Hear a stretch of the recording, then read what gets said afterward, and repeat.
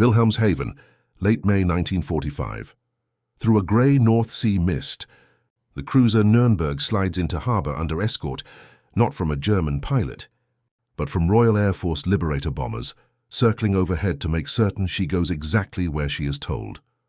Days earlier, she had been anchored at Copenhagen, one of the last operational warships of a navy that no longer has a country to serve.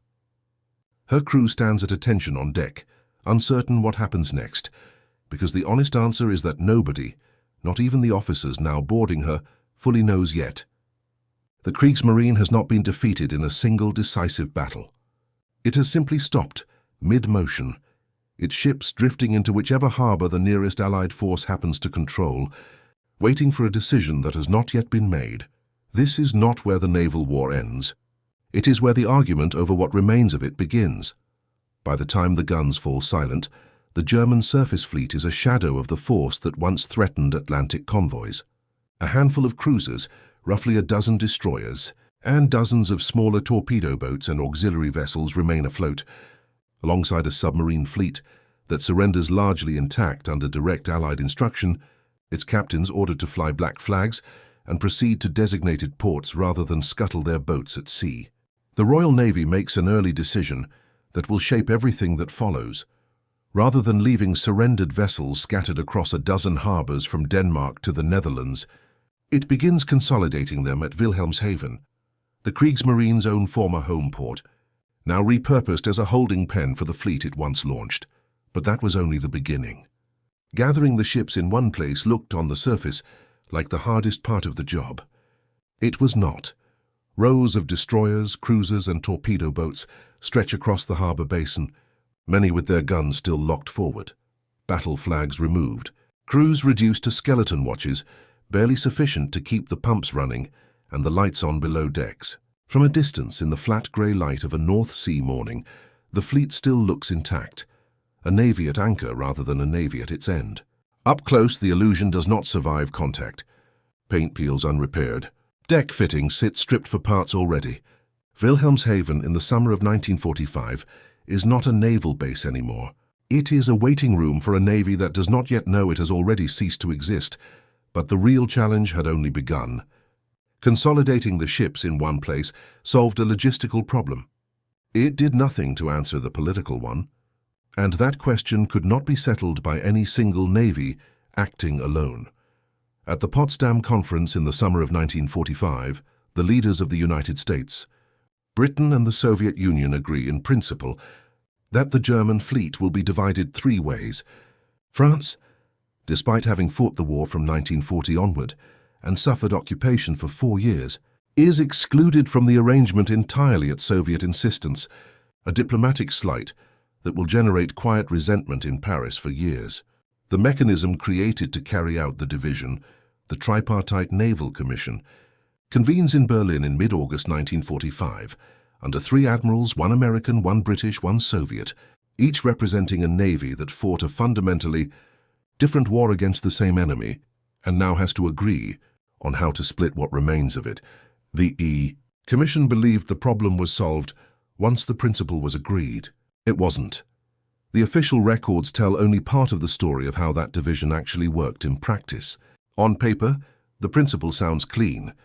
The surface fleet divided equally by tonnage and capability among the 3 powers, the submarine fleet reduced from over 150 surrendered boats down to a much smaller number retained for study and service, the rest marked for destruction. In practice, each inspection team moving from harbour to harbour found ships in wildly different conditions, some fully operational, others barely afloat, damaged by bombing, sabotage or simple wartime neglect, and every disputed case required fresh negotiation between officers who trusted each other only as far as their orders required. Every morning through that first post-war summer, the fog lifted over Wilhelmshaven to reveal a little less of the fleet than had been there the day before. A destroyer gone overnight, towed out under a foreign flag before dawn. A torpedo boat's berth suddenly empty, its crew reassigned, its fate already decided by men in Berlin the sailors themselves had never met. Yet this was only one small part of a much larger operation. Alongside the warships sat Germany's surviving merchant marine, its own tangle of ownership claims, insurance disputes, and reparations arguments running in parallel to the Naval Commission's work, a second bureaucratic front that consumed nearly as much diplomatic energy as the fighting ships themselves. Yet the most controversial decision had not been made yet. Individual vessels illustrate how unevenly this process actually unfolded on the ground. The heavy cruiser Prinz Eugen, one of the most capable surface units to survive the war intact, is allocated to the United States Navy, which sails her across the Atlantic not for museum preservation, but for scientific destruction, positioning her as a target ship at the Bikini Atoll nuclear tests of 1946, close enough to ground zero that she absorbs enough radiation damage to eventually capsize and sink years later off a remote Pacific atoll, a strange final resting place for a ship that once hunted Allied convoys in the North Atlantic. What happened next surprised even the officers involved in the allocation process.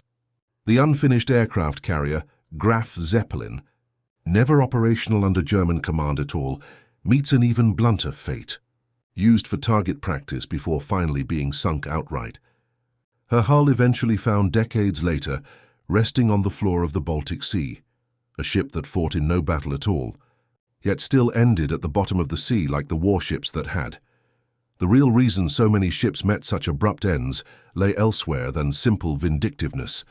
None of the three Allied navies particularly wanted the burden of maintaining, crewing, and modernizing a fleet of foreign warships built to standards and specifications none of them had designed.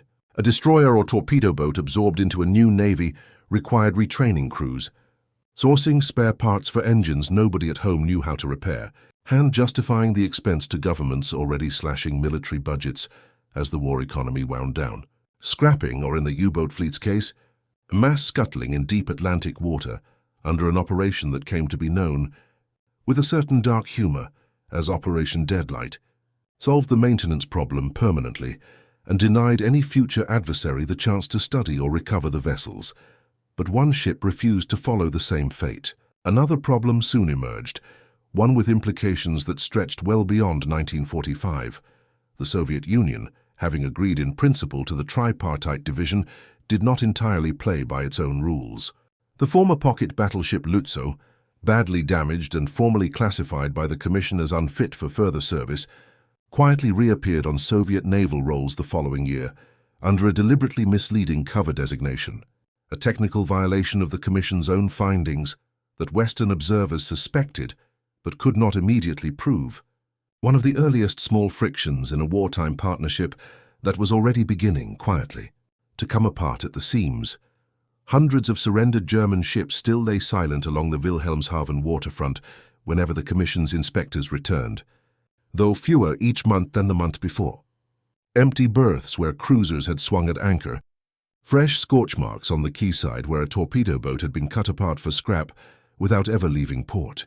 The harbour was emptying slowly and administratively, one allocation list at a time. The documents reveal something even stranger about how this process actually concluded. Despite an original Potsdam deadline calling for the entire transfer to be completed by February 1946, final approval of the Commission's detailed ship-by-ship allocation lists dragged on well beyond that date. Delayed by exactly the kind of last-minute reservations, omitted vessels, and disputed classifications that had complicated the process from its earliest weeks. The bureaucratic machinery of dividing a defeated navy, it turned out, moved at nowhere near the speed of the fighting that had defeated it. What followed was even more remarkable in its sheer diversity of outcomes. Some former Kriegsmarine destroyers and torpedo boats entered active service in the navies of France, Norway, and other Allied nations, sailing under new flags for years, even decades, after the war that built them had ended. Others were quietly broken up for scrap in the very shipyards that had built them. A small number of submarines survived long enough to be studied intensively for their advanced hull designs and propulsion systems, technical intelligence that shaped submarine development on both sides of the emerging Cold War divide for a full generation. Afterward, debriefing assessed as a disarmament and asset division problem rather than a naval campaign. The disposal of the Kriegsmarine's surviving fleet reveals three defining pressures. First, the Tripartite Division was never a purely technical exercise. Every allocation decision carried strategic weight, since a modern destroyer or an advanced U-boat design handed to one power represented capability denied to the others, ensuring that even routine inspection reports became opportunities for quiet political maneuvering. Second, practical maintenance burdens shaped outcomes as much as strategic calculation did. Ships nobody wanted to crew, supply, or modernize were disposed of quickly regardless of their technical merit, while vessels offering genuine intelligence value, however damaged, were retained and studied even when formally classified as unfit for service. Third, the exclusion of France from the formal division process, and the Soviet Union's quiet departure from the Commission's own findings in the case of Lützow, demonstrated that even a supposedly cooperative, Allied framework could not fully contain the competitive instincts of powers already positioning themselves for the confrontation to come. When the mist returned to Wilhelmshaven for the last time in this story, most of the ships were already gone. Some had sailed out under new flags, toward navies that had once been their enemies. Others had been cut apart exactly where they lay, their steel absorbed back into a shipbuilding industry, rebuilding itself from nothing. A few would end their lives beneath atomic explosions thousands of miles away, in a lagoon whose name no German sailor of 1939 could have pointed to on a map. The Kriegsmarine had not vanished in a single battle, and it did not vanish in a single ceremony either. It disappeared the way empires usually do once the fighting stops.